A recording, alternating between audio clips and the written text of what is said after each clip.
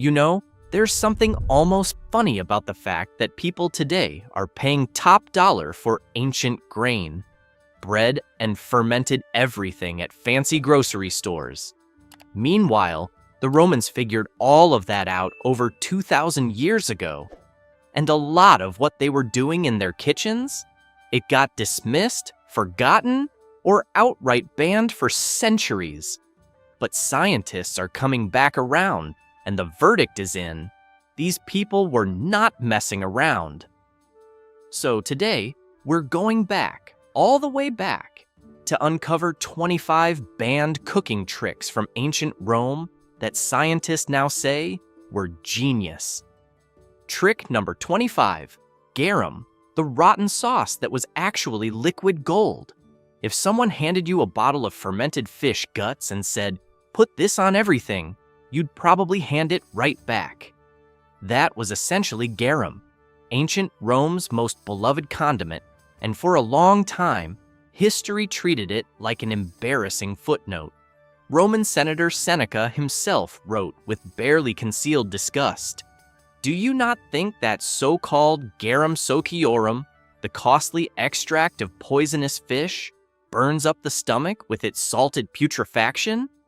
And yet, scientists who analyzed remnants from the garum shop at Pompeii found something remarkable.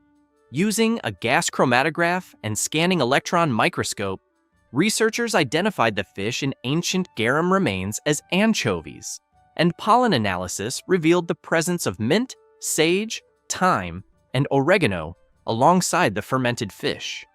The ancient sauce was loaded with free glutamates, particularly glutamic acid, the same compound responsible for the umami flavor in Parmesan cheese, soy sauce, and cooked mushrooms. A study published in the journal Food Quality and Preference confirmed that the amino acid profile of ancient garum closely mirrors that of modern Italian and Asian fish sauces. A team at the University of Cadiz who reconstructed a version of garum described it as rich, concentrated, and aromatic. When Japanese clients tasted the result, they called it the umami of the Mediterranean. Meanwhile, researchers discovered that Roman garum was actually fermented with considerably less salt than modern fish sauces, about 15% salt versus the 50% common today.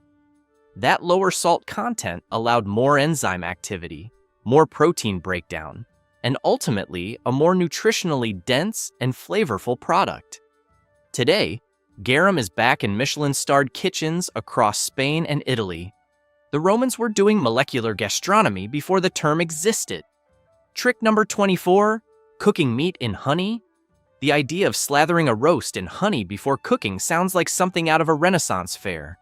Medieval Europe largely dropped the practice, and for a long time, it seemed like a quirky Roman indulgence. Turns out, they were onto something that modern food science has thoroughly validated.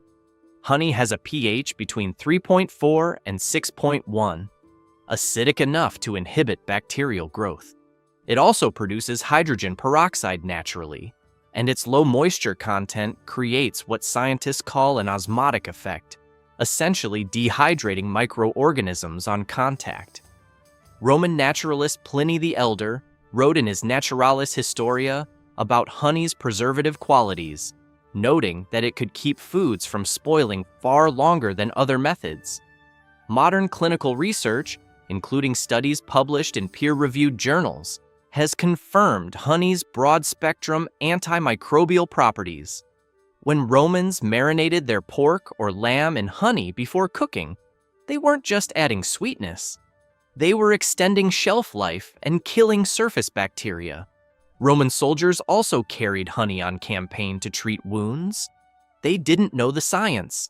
They just knew it worked. Trick number 23, drinking posca, vinegar mixed with water. To modern ears, this sounds like a punishment. Posca was a mix of sour wine or vinegar with water, sometimes herbs, and it was the standard drink of Roman soldiers. For centuries, it was written off as the drink of the poor, something people consumed because they had no better option. Here's the thing, Vinegar is acetic acid. It kills pathogens, including E. coli and Salmonella, and in an era with no clean water infrastructure in the field, mixing vinegar into your water was the equivalent of a rudimentary purification system. Roman soldiers who drank posca regularly were, without knowing it, protecting themselves from waterborne illness. Modern nutritional research has also pointed to acetic acid's benefits for blood sugar regulation and digestion. The Romans didn't have a biology textbook. They had centuries of practical observation telling them that the men who drank posca got sick less often. That was enough. Trick number 22, fermenting everything. Rome was a fermentation civilization. Garum, wine, posca, olives, certain cheeses, various grains, the list goes on. For a long time after Rome's fall, fermentation in Europe became narrowly associated with wine and bread. The broader tradition of fermenting proteins and sauces essentially disappeared from Western kitchens for over 1,000 years. Today, fermentation science is one of the hottest areas of food research. We know now that fermentation breaks down proteins into bioavailable amino acids, creates probiotic bacteria, increases nutrient absorption, and produces complex flavors that can't be achieved any other way. The Romans were running fermentation factories. The Ceterae along the coast of Spain and Portugal produced garum at industrial scale, with some sites holding over 200 vats with a total production capacity estimated at over 1 million liters. Researchers have even managed to extract and sequence ancient DNA from fish remains found inside these fermentation tanks in northwestern Spain, giving us a precise picture of exactly which species went into the sauce and how the factories operated nearly 2,000 years ago. They didn't call it fermentation, they just called it good food. Trick number 21. Using liquamen as a salt substitute. Salt in Rome was expensive and politically loaded. The word salary literally derives from the Latin salarium, believed to be connected to salt payments to soldiers. Garum's liquid cousin, liquamen, was used widely as a salt substitute in cooking. It provided saltiness, depth, and that savory backbone we now call umami, all in one ingredient. Food historian Sally Granger, who has spent decades reconstructing Roman recipes, noted that ancient liquamen used significantly less salt in its fermentation process than modern fish sauces, around 15% versus the 50% common today. That lower salt content allowed more enzyme activity and protein breakdown, creating a more nutritionally dense and flavorful product. Today, top chefs are using it for exactly the same reason, one ingredient that does the work of 3. Trick number 20, soaking meat in milk before cooking. The Romans regularly marinated meats, lamb and pork especially, in milk before cooking. For a long time, this seemed like an odd luxury practice, something wealthy households did for no particular reason. Modern food science tells a different story. Milk contains lactic acid, which breaks down tough muscle fibers, tenderizing the meat without the sharpness that vinegar-based marinades can introduce. The proteins in milk also bind to some of the compounds that cause gaminess in lamb and wild game. Several contemporary chefs have rediscovered milk marinades specifically for this purpose.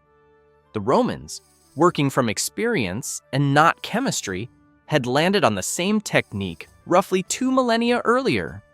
Trick number 19. Cooking with defrutum. Reduced grape must. Defrutum was grape juice boiled down to roughly half its volume, creating a thick, sweet syrup used in sauces, glazes, and preservation.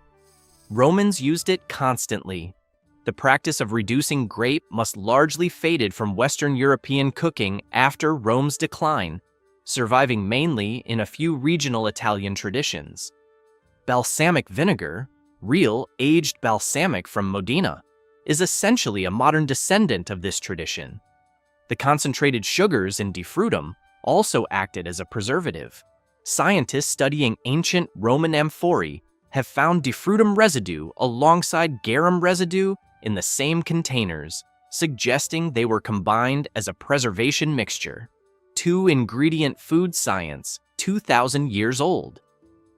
Trick number 18, using lovage instead of parsley or celery. Modern Italian cooking is inseparable from parsley, basil, and garlic. Ancient Roman cooking used almost none of that.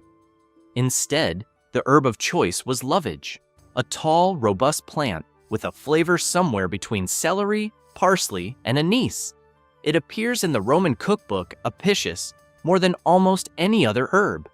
Lovage contains compounds that function as natural diuretics and digestive aids. The Romans believed it settled the stomach and aided digestion, and pharmacological research has since identified several bioactive compounds in lovage, including phthalides, which have demonstrated antispasmodic effects. The Romans weren't just cooking, they were, in a very real sense, medicating through food. Trick number 17, the pine nut and herb infusion method.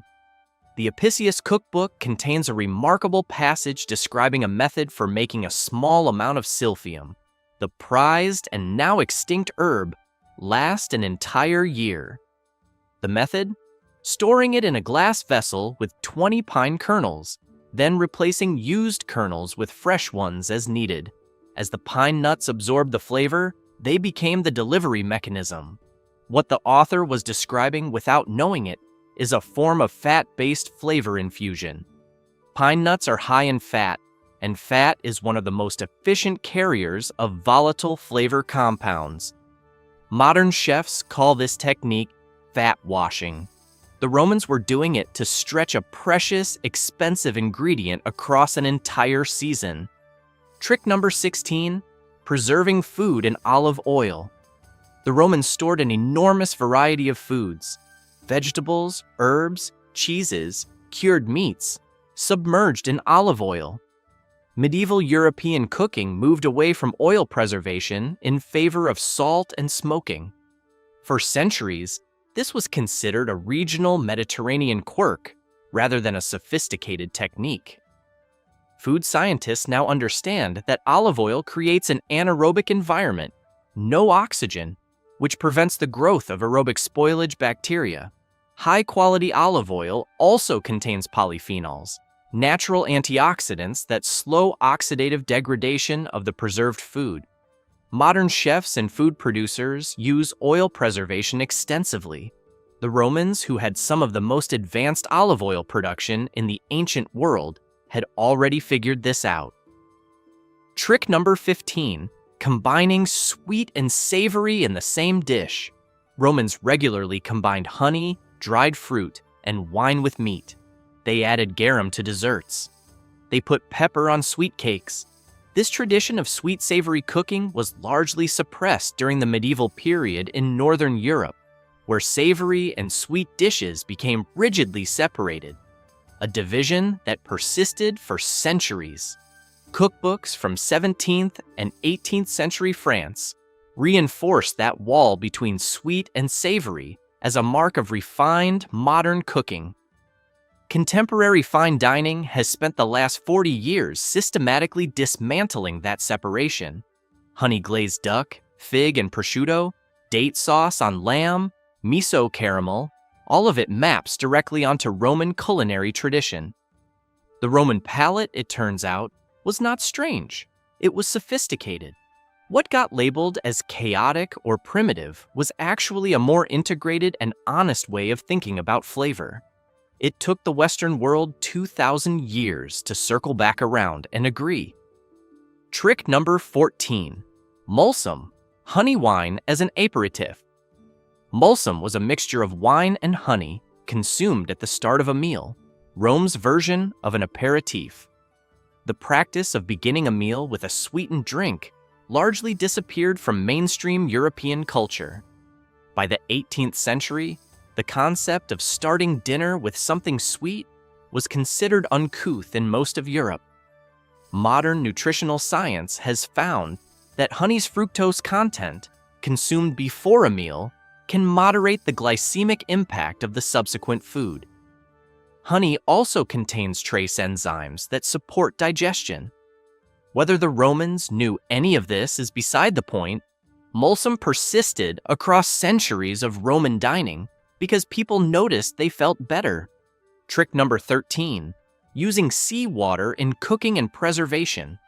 Certain Roman recipes call for the addition of seawater to wine, sauces, and cured meats. For a very long time, this was cited as proof that ancient Roman cooking was primitive, that they just used whatever was around. Some historians wrinkled their noses at it. Here's what they were actually doing. Seawater is a precise, naturally balanced electrolyte solution containing not just sodium chloride, but magnesium, potassium, calcium, and trace minerals. In the context of curing meats or preserving fish, seawater provides a mineral-rich brine that modern chefs and food scientists have since confirmed creates different and more complex flavor profiles than salt alone. Several contemporary chefs have reintroduced seawater cooking explicitly for this reason. Trick number 12, smoking meats in a smoker. Roman smokers, fumaria, were used not just to flavor meat, but to dry and preserve it. The sausages of Lucania, a Roman recipe described by the writer Apicius, were smoked as a preservation step after being mixed with ground meat, herbs, nuts, and eggs as a binder. The chemistry of smoking is well understood now. The compounds in wood smoke, phenols, carbonyls, organic acids, create an inhospitable surface environment for bacteria, reduce moisture, and act as antioxidants that slow fat rancidity. Smoked meats are, of course, as popular as they've ever been. The Romans knew, we forgot. We remembered again. Trick number 11, cooking with cumin, coriander, and pepper together. The Roman spice palette leaned heavily on cumin, coriander, black pepper, and lovage. Garlic was used sparingly. Basil was not common at all. For centuries, this flavor combination was largely abandoned in Italian and Southern European cooking as the cuisine evolved. Nutritional biochemistry has since identified cumin and coriander as containing compounds with anti-inflammatory and digestive properties. Black pepper enhances the bioavailability of nutrients from other foods, a property associated with piperine, its active compound. Romans were not just building flavor. They were, unwittingly, building a dietary system. Trick number 10, eating legumes as a primary protein. Researchers estimate that 3/4 of a typical Roman's daily caloric intake came from wheat, lentils, and chickpeas. The Roman working class diet was, by modern nutritional standards, remarkably protein efficient and low in saturated fat. Legumes were cheap, calorie-dense, high in fiber, and in combination with grain, provided complete protein profiles. Pulse, the ancient Roman porridge made from emmer wheat or chickpeas, was consumed by the original inhabitants of Rome and passed down through generations as a dietary cornerstone. It was humble, filling, and nutritionally sound, the kind of meal your grandmother might have called a stick-to-your-ribs dish. Today, the Mediterranean diet, largely based on this same structure, is consistently ranked among the healthiest in the world by major health organizations. Populations following it show lower rates of cardiovascular disease, certain cancers, and age-related cognitive decline. Rome's poor ate better, nutritionally speaking, than a significant portion of 20th century America. That is not a small irony. Trick number 9, making stock from every part of the animal. Romans wasted nothing. Blood puddings, meatballs called isicia, tripe, sausages, bone-based broths. Every part of the animal found a use. Rural Romans cured hams and rendered fat. The practice of cooking off bones for broth and collagen was standard. Bone broth is now sold at a premium in health food stores. The collagen it contains supports joint and gut health, something modern research has confirmed and something Roman cooks had built into their everyday practice by necessity. Necessity, in this case, turned out to be genius. Trick number 8. Serving digestives and herbs at the end of meals. Roman meals ended with a course called the secundi mensae, fruits, nuts, and sometimes herb-infused wines. Fennel seeds were commonly offered after eating.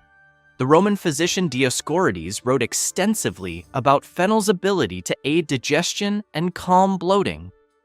Modern gastroenterology has confirmed that fennel contains anethole, a compound that relaxes the smooth muscles of the gastrointestinal tract and reduces gas.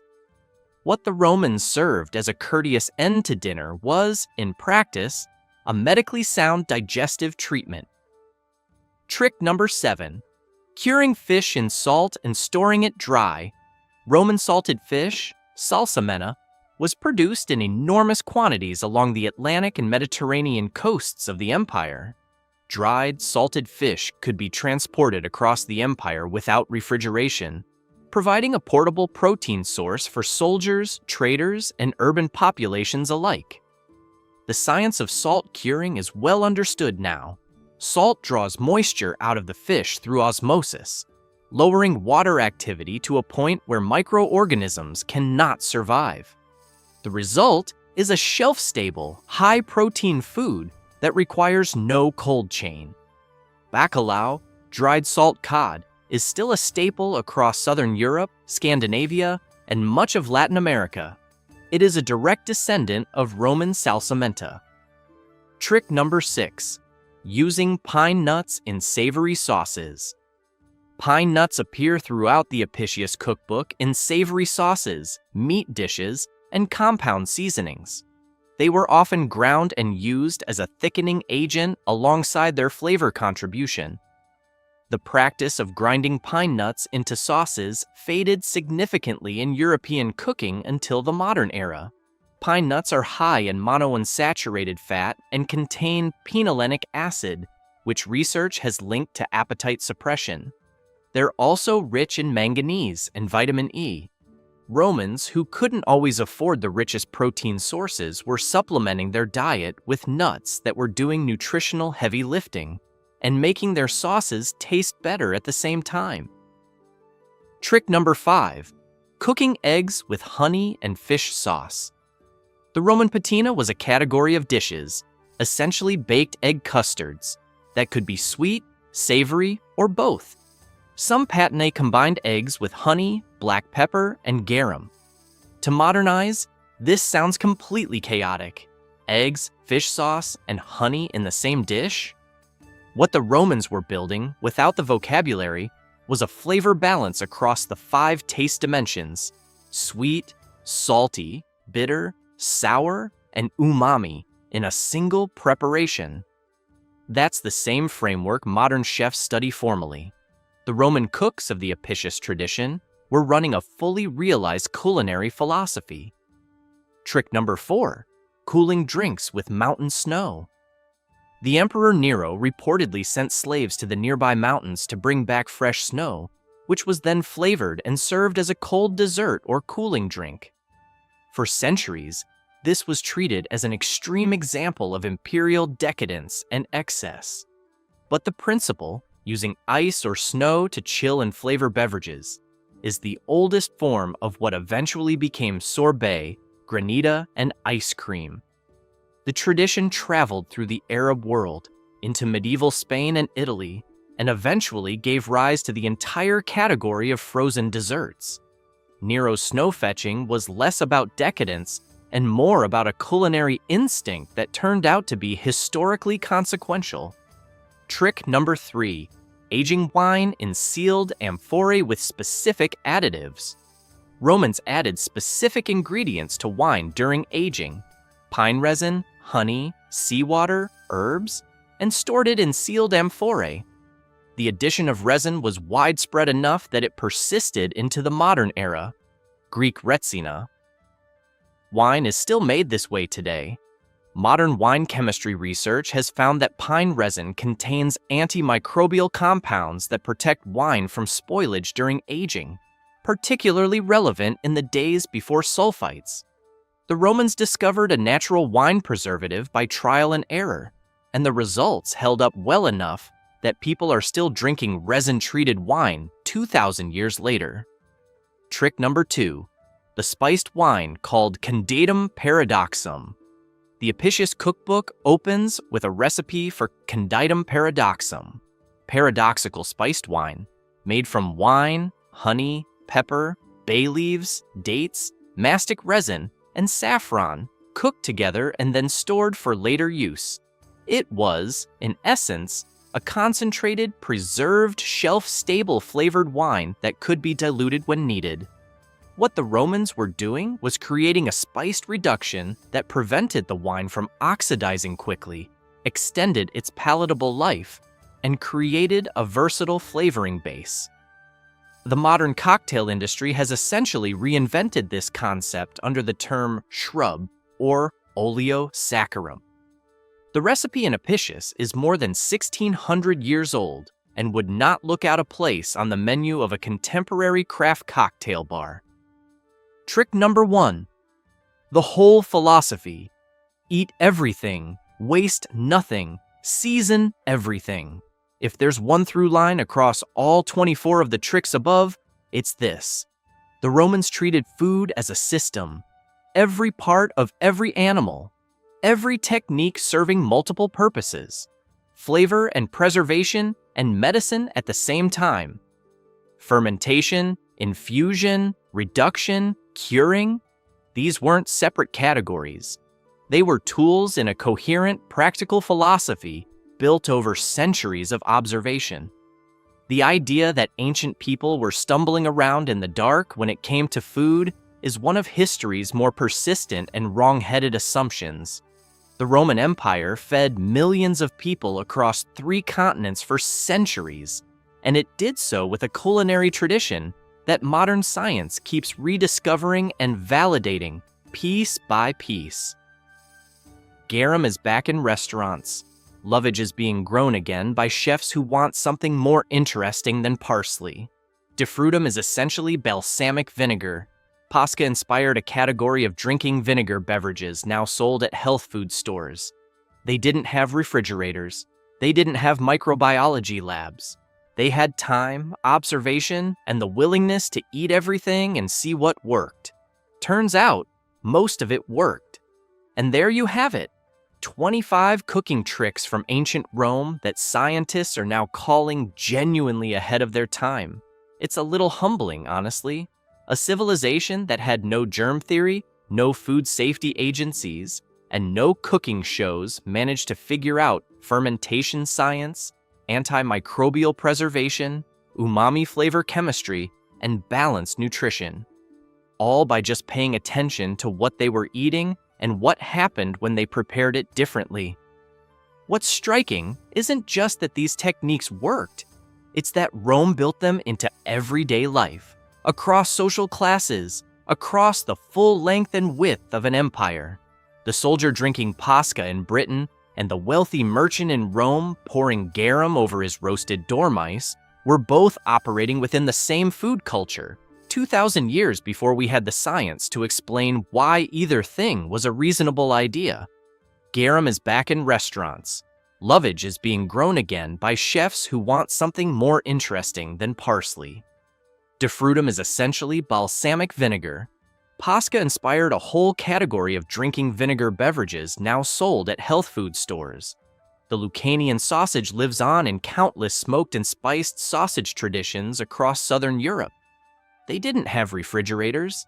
They didn't have microbiology labs.